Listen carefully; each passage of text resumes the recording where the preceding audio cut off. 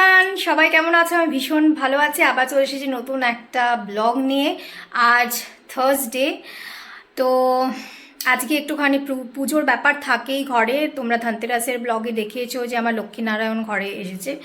আর তাছাড়াও বৃহস্পতিবার করে এর আগেও শুধু মাটির একটা মূর্তি ছিল মা লক্ষ্মীর, তো আমার পুজো থাকতোই, পাঁচালি পড়া বিকেলবেলায় সমস্ত কিছু থাকতোই।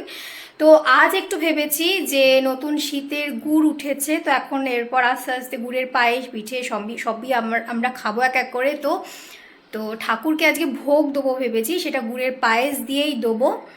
তো তার জন্য বাজারপত্র সমস্ত কিছু করার রয়েছে, আর ঠাকুরের ফুল মিষ্টি এগুলোও কিছুই কেনা হয়নি, সবটাই কিনতে হবে। তো তার আগে ছেলেকে স্কুলে ছাড়তে যেতে হবে। তো চলো ছেলেকে স্কুলে ছেড়ে দেবো, নিয়ে হাতে 1.5 ঘন্টা মতো থাকবে। তো তার মধ্যে হচ্ছে গিয়ে যেটা করতে পারবো, আমি বাজারটা গুছিয়ে করে নেবো, যতটা সম্ভব হবে বাজার করা দেখাবো। কারণ তাড়াহুড়ার মধ্যে থাকবো, তারপরে বাড়িতে এসে দেখাবো যে কি কি ভোগ রান্না করলাম। গুড়ের পায়েস তো করবো, আর কি কি করবো সেটা দেখতে থাকো, তাহলে বুঝতে পারবে। তো স্নান করা হয়ে গেছে, রেডি হয়ে গেছি। তো চলো আমি একটু এখন সকালে আগে ঠাকুরকে একটু জল মিষ্টি দিয়ে ধূপটা দেখিয়ে নিই। তারপরে তো পরে আবার বিকেলে সব ভোগ টোগ করে ভালো করে পুজো দেবো, সবটাই শেয়ার করবো। Stay tune. ছেলেকে স্কুলে ঢুকিয়ে দিয়ে এবার ভাবলাম ফুলটা আগে নিয়ে নিই, কারণ বেলা হয়ে গেলে আবার ফুলটা পাওয়া যাবে না। তো যাই হোক, ফুল টুল নিয়ে অটোয় করে এই যে চৌরাস্তায় চলে এলাম। এখানে একটি গুড়ের দোকান রয়েছে যেখানে মোটামুটি যে কোনো সময় গুড় পাওয়া যায়, ভালো কি মন্দ জানি না, শীত এখনো পড়েনি। তো তার আগেই মানে সেভাবে পড়েনি আর কি শীতটা, তো জানি না নতুন গুড় এসেছে কি না, নাকি পুরনো স্টক থেকেই দেবে। দেখি কিরকম হয়, নিয়ে যাই, তারপর বুঝতে পারবো। তো বাড়ি চলে এসেছি, এখন একটু কড়াইশুঁটিও নিয়ে এসেছিলাম, ভাবলাম আলুর দমে একটু কড়াইশুঁটি দিয়ে দেবো। শীতের কড়াইশুঁটি উঠে গেছে, তো ভালোই লাগবে। তো এদিকে সমস্ত চারপাশে জিনিসপত্র ছড়িয়েই রয়েছে, দেখতে পাচ্ছ। আর এই যে দুধ চাপিয়ে দিয়েছি মোটামুটি। এবার পায়েসটাও দেখো হয়ে গেল। তো গুড় দিয়ে দিয়েছি, গুড় দিয়ে দেওয়ার পরে আর বেশিক্ষণ ফোটাই না। তো মোটামুটি গুড়টা একটু ডালা ডালা হয়ে রয়েছে, খানিকটা এই ডালা ডালা ভাবটা চলে গেলেই কিন্তু আমি একদম ওভেনটা বন্ধ করে দেবো আর পায়েসটাও রেডি হয়ে যাবে। তো চলো, পায়েস হয়ে গেল। এরপর তো আলু টালু সমস্ত কেটে রেখে দিয়েছি, আলুটা সেদ্ধও করে রেখে দিয়েছি, পরে দেখাচ্ছি। চলো আগে যে আলুর দমের মশলাটা সেটা আগে রেডি করে নিই, চলো দেখাচ্ছি। এই যে আলুর দমের মশলাটা কষিয়ে জল দিয়ে দিয়েছি, এটা একটু ফুটুক, কারণ কড়াইশুঁটিগুলো আগে সেদ্ধ করে নিয়ে নিই, এই মশলাতেই সেদ্ধ হয়ে যাবে কড়াইশুঁটিগুলো, তাই একটু বেশি করেই জল দিয়ে দিয়েছি। তো এটা ফুটতে থাক। আর এই যে সসপ্যানটা, এটা এবার বের করেছি ভেতর থেকে, একদম নতুন ছিল। আর এই যে আলু সেদ্ধটা, আরও অনেকগুলোই বাসন টাসন রয়েছে ভেতরে, কড়া, হাঁড়ি, ওই জন্য ওইগুলো আর আলাদা করে সেই ধানতেরাসের সময় বাসন যখন কিনেছিলাম না, আর কিনিনি, কারণ অনেক কিছু অলরেডি রয়েছে। তো সেইগুলোই এরপরে আস্তে আস্তে একটা একটা করে বের করে নেবো এবং ব্যবহার করব।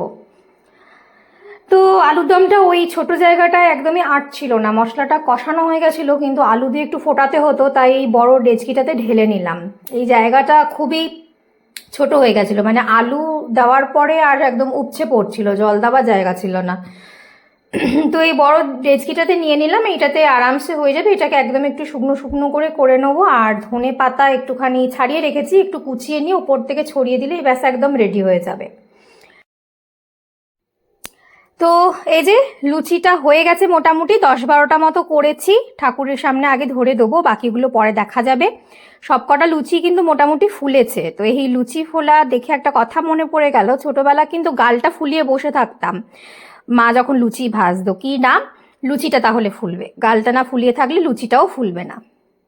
এই যে দেখো, লুচিগুলো ভাজা হয়ে গেছে, আর এইদিকে আলুর দমটাও রয়েছে, একদম শুকনো শুকনো করেই করেছি। আর পায়েসটা তো দেখেই ছিলে, এই যে গুড়ের পায়েস। চলো সমস্ত কিছু রেডি, এবার চলো ঠাকুরের জোগাড়ের কাজটা সেরে নিই। এই দেখো, এই জামাটা আজকে লক্ষ্মীনারায়ণকে পরাবো, বলেছিলাম যে লক্ষ্মীনারায়ণের জামা চেঞ্জ করব, বলেছিলাম কিনা মনে নেই, মনে হয় বলেছিলাম। তো এটা পরাবো, দেখো এই যে পরিয়ে নিয়েছি। কিরকম যেটা বলছিলাম যে আমার লক্ষ্মীনারায়ণকে কিরকম লাগছে তোমরা কিন্তু অবশ্যই জানিও। দেখো পুজো হয়ে গেছে, কিরকম লাগছে সমস্তটাই তোমরা জানিও। আর আমি একদম খুব সুন্দর করে পুরো মন্দিরটা তোমাদের একবার দেখিয়ে দিই, চলো।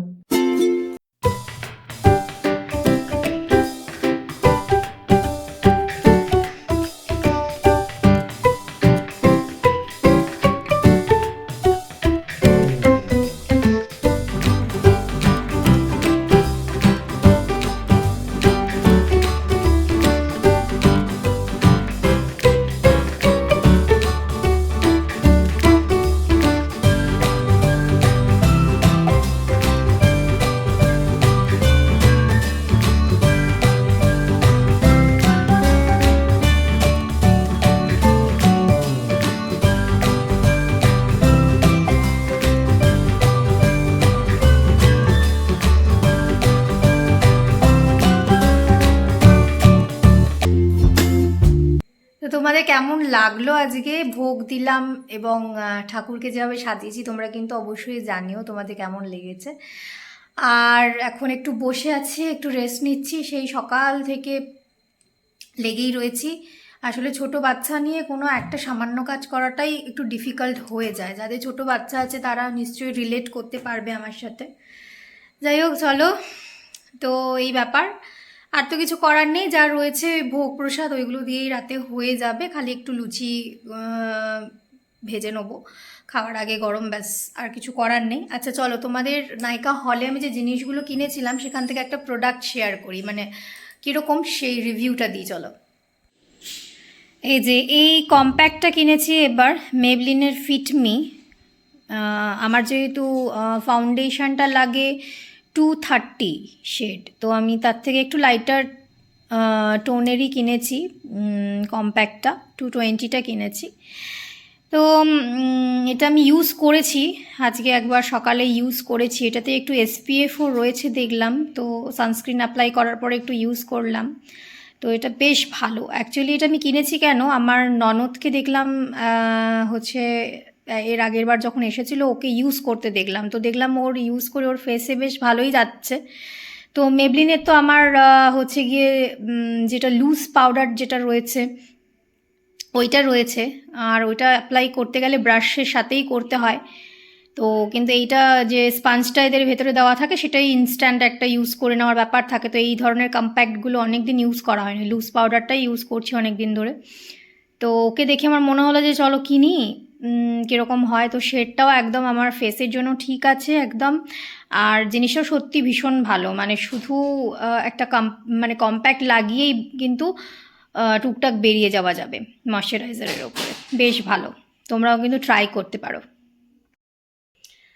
তো এই হচ্ছে ব্যাপার, চলো। আমি তো আমার সমস্ত কাজকর্ম গুছিয়ে নিয়েছি, আর তোমাদের মেবলিন ফিটমির যে কম্প্যাক্টটা কিনলাম সেটা নিয়ে তো বললাম, তো তোমরা ট্রাই করো। আদারওয়াইজ আমার একটা শর্টসও আমি খুব তাড়াতাড়ি দেবো, তো সেখানে ওটা আমি অ্যাপ্লাই করেও দেখাবো, তোমরা দেখে নিতে পারো কীরকম যাচ্ছে স্কিন টোনের সাথে।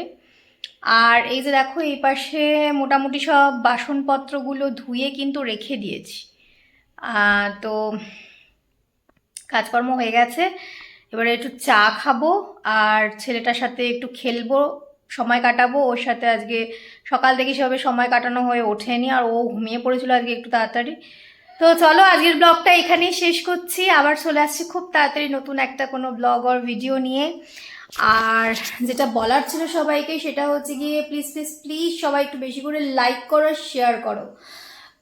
কারণ হচ্ছে কি, তোমরা যদি লাইক আর শেয়ার করো তাহলে অনেকের কাছে আমার ভিডিওটা পৌঁছে যাবে, তাহলে আমি যে এফার্টটা দিচ্ছি সেটা আমার ওয়ার্থ ইট মনে হবে, বা আমার সেই এনার্জিটা থাকবে নতুন নতুন কন্টেন্ট আনার বা ভিডিও দেওয়ার, যেটা আমি চেষ্টাও করছি, কনসিস্টেন্ট থাকারও চেষ্টা করছি। সো প্লিজ একটু লাইক করে দিও, আর একটু বেশি বেশি করে শেয়ার করে দিও, যেখানে পারবে তোমাদের ইচ্ছে একটু শেয়ার করে দিও। তো থ্যাংক ইউ ইন অ্যাডভান্স সেটা করার জন্য। তো আজকের ভিডিওটা এই পর্যন্তই থাক, তো আবার কোনো নতুন ভিডিও নিয়ে খুব তাড়াতাড়ি চলে আসি। Stay tune to my channel, ততক্ষণ পর্যন্ত বাই।